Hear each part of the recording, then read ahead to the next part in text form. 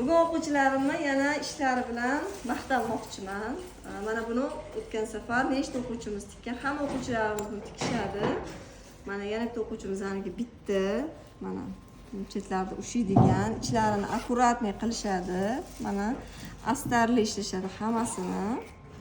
Mana bitta karmashkalarimiz bor, mana hammasini obzorini qilib bermasam bo'lmaydi sizlarga.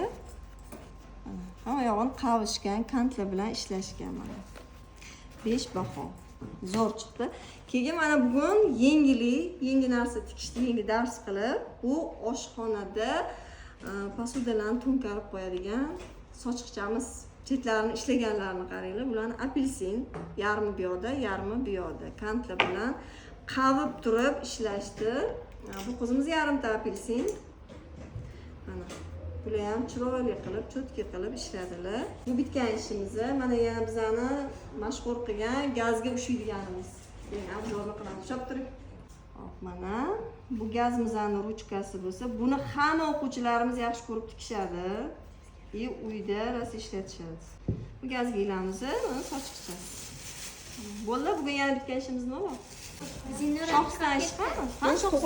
Shoxsan ishni beringlar.